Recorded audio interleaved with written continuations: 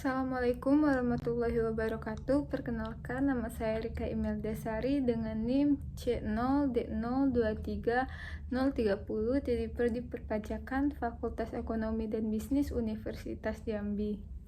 Pada kesempatan kali ini, saya akan memaparkan materi PPT yang telah saya buat yang berjudul Pemotongan PPh 21 Pegawai Uang Berhenti Bekerja dan Mulai Bekerja dalam Tahun Berjalan.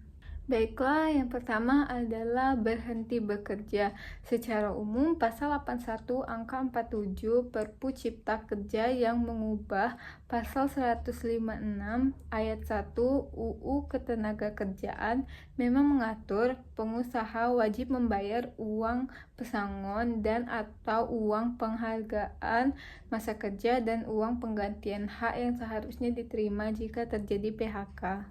Selanjutnya adalah mulai bekerja dalam tahun berjalan. Perputaran karyawan di perusahaan bisa terjadi di setiap saat sepanjang tahun. Ada karyawan yang berhenti bekerja karena mengundurkan diri, dan ada karyawan yang baru masuk untuk menggantikan mereka yang keluar. Karyawan yang masuk maupun keluar pada pertengahan tahun tentu saja tidak bekerja penuh dalam 1 tahun kalender. Kondisi ini berpengaruh pada perhitungan PPh Pasal 21 karyawan dalam tahun pajak bersangkutan.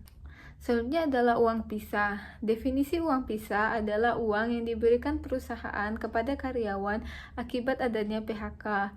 Adapun besarannya diatur dalam perjanjian kerja atau peraturan perusahaan atau perjanjian kerjasama. Berikut adalah perhitungan uang pisah. Jika masa kerjanya 3 tahun sampai 6 tahun, uang pisahnya itu 2 bulan upah. Jika masa kerjanya 6 tahun sampai 9 tahun, uang pisahnya 3 bulan dari upah. Jika masa kerjanya 9 tahun sampai 12 tahun, uang pisahnya adalah 4 bulan upah. Jika masa kerjanya 12 tahun sampai 15 tahun, maka uang pisahnya 5 bulan upah. Jika masa kerjanya 15 tahun sampai 18 tahun, maka uang pisahnya 6 bulan upah. Masa kerjanya 18 tahun sampai 21 tahun, uang pisahnya 7 bulan upah. Jika masa kerjanya 21 tahun sampai 24 tahun, uang pisahnya 8 bulan upah.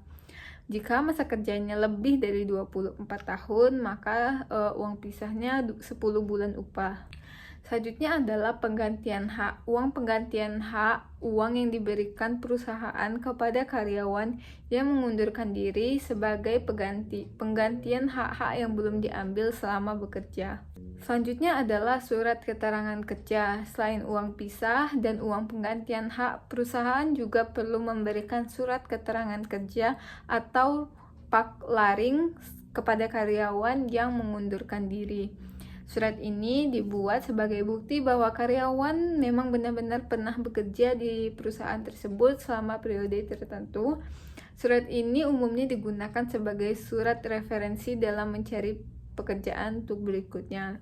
Selain itu, surat keterangan kerja atau paklaring juga diperlukan sebagai salah satu syarat untuk mencairkan dana jaminan hari tua atau JHT dari program BPJS Ketenagakerjaan. Berikut adalah contoh soal pegawai berhenti bekerja. Di sini Ibu Sari kawin, memiliki 1 tanggungan, pegawai tetap di PT Abadi Jaya dan bekerja sejak Februari 2020 dengan gaji dan tunjangan sebesar 16.500.000 dan membayar iuran pensiun sebesar 330.000.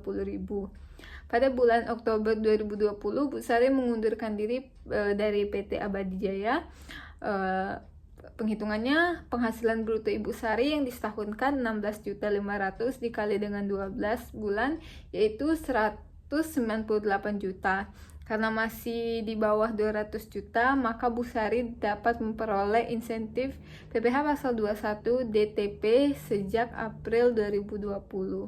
Berikut adalah contoh soal bekerja dalam tahun berjalan. Penghasilan bruto setahunnya 64 juta.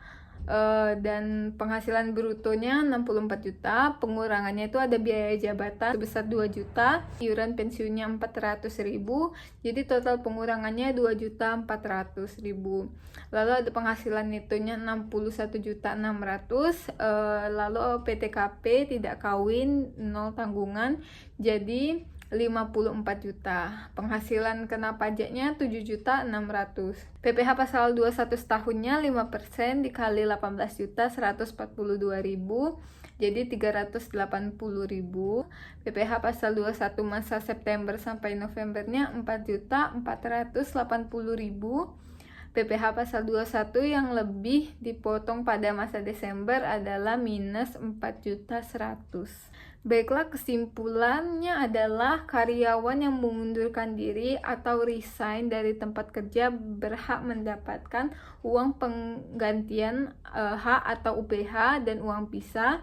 Besaran uang penggantian hak dan uang pisah diatur dalam perjanjian kerja, peraturan perusahaan, atau perjanjian kerjasama.